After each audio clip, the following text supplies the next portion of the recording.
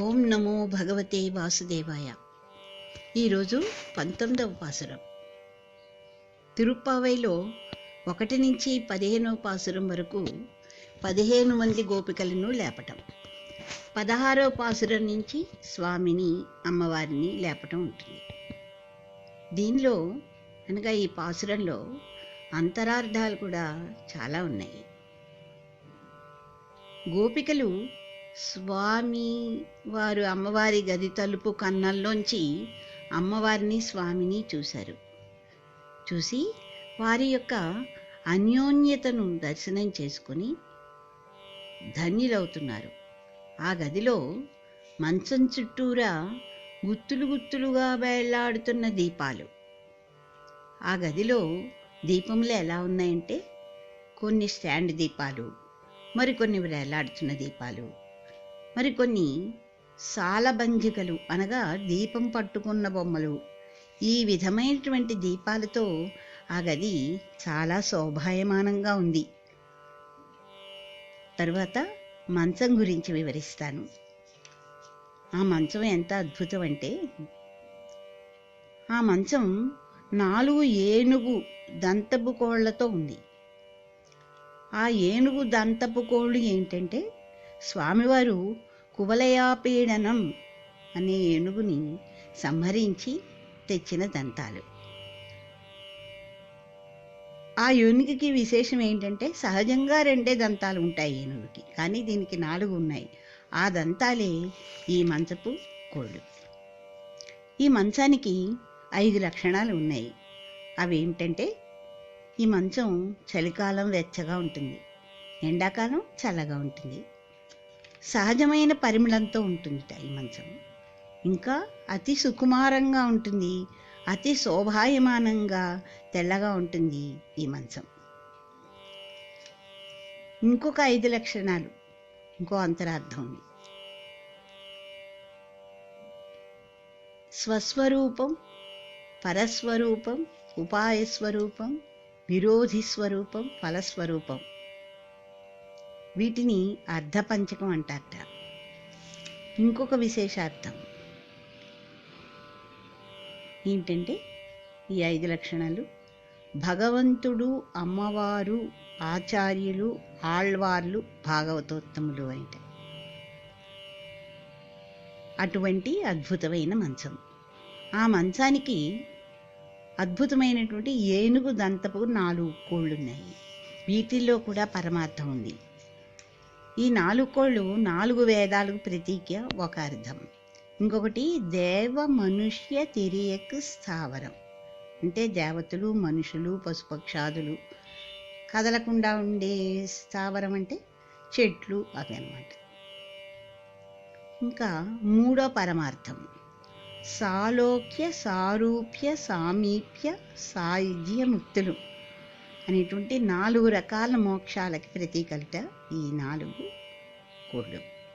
ఇంకొక పరమార్థం ఏంటంటే, కృతయుగం, త్రేతాయుగం, ద్వాపరయుగం, కలియుగాలకి ప్రతీకలట. ఇంత అద్భుతమైనటువంటి మంచంపై స్వామివారు అమ్మవారి వక్షస్థలంపై తలబెట్టుకుని పడుకున్నారన్నమాట. అలాంటి దివ్యమంగళ స్వరూపాన్ని చూసి ధన్యులవుతున్నారు. గోపికలు పిలుస్తుంటే స్వామివారు తలుపు తీయటానికి వెడుతుంటే అమ్మవారు తన నల్లటి కళ్ళతోటి వెళ్ళొద్దని సైగ చేస్తోంది. ఇందులో అర్థం ఏంటంటే, నిజంగా వెళ్ళొద్దని కాదు, అక్కడ స్వామివారు నేను వెళ్తాను భక్తులు పిలుస్తున్నారు అని ఆర్తిగా ఎంతో ప్రేమగా వెళ్ళటం అమ్మవారికి ఇష్టం అన్నమాట. అందుకని వెళ్ళొద్దంటోంది. చూసారా, ఈ విధంగా ఈ పాసురాల్లో ఎంత అంతరార్థాలు ఉన్నాయో. ఈ పాసురం చాలా ముఖ్యమైనటువంటి పాసురం. ఇప్పుడు పాసురం చదువుతాను. குத்து விளக்கெரிய கோட்டுக்கால் கட்டில் மேல் மெத்தென்ற பஞ்சசைனத்தின் மேலேறி கொத்தலர் பூங்குடல் நப்பின்னை கொங்கை மேல் வைத்து கிடைந்த மலர் மார்பா வாய் திருவாய் மைத்தங்கண்டினாய் நீயுண்மணாளனை எத்தனை போதும் துயிலை ஒட்டாய் காண் எத்தனை ஏலும் பிரிவாத்தகில்லாயால் తత్తువమన్రు తంగవేలోరెంబావాయ్. దీంట్లో భావం, నీలాదేవిని శ్రీకృష్ణుని కలిపి లేపుట అర్థించడం మా కర్తవ్యమై ఉన్నది అని ఆండాళ్ళ తల్లి గోపికలతో అంటోంది. చుట్టూ దీపములు వెలుగుతుండగా కువలయాపీడనమును ఏనుగు దంతముల వంటి కాళ్ళు కలిగిన మంచముపై మృదువైన శీతలత్వము, మార్దవము, విశాలత్వము, సుగంధత్వము, శ్వేతము మొదలైన పంచలక్షణ సమన్వితమైన శయ్యను అధిరోహించి గుత్తులు గుత్తులుగా వికసించియున్న పుష్పములకు ఆధారభూతమైన శిరోజములను కలిగి ఉన్న నప్పిన్న పిరాట్టి యొక్క అనగా నీలాదేవి యొక్క ఉన్నతములైన స్థనముల యొక్క గిరితలములపై శయనించుచున్న విశాలమైన వక్షస్థలముచే శోభిల్లిడివో స్వామి, నోరు విప్పి ఒక మారు పలుకువయ్యా.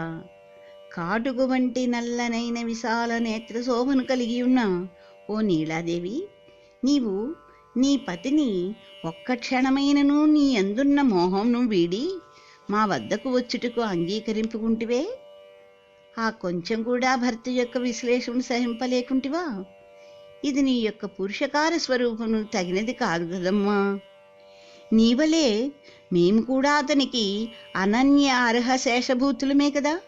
కాన కరుణించి కొంచెం అవకాశం ఏమమ్మా తల్లి. అట్టి అవకాశము నీవు ఇచ్చితివేని మేము చేసే ఈ అద్వితీయమైన ధనుర్మాస వ్రతము భగవత్ కైంకర్య రూపం మంగళప్రదముగా సాంగోపాంగముగా సమాప్తి చెందును. ఇందేమాత్రమూ సంశయం లేదు అని ఆండాళమ్మగారు నీలా శ్రీకృష్ణులను వేడుకుంటున్నారు. కృష్ణం వందే జగద్గురుం.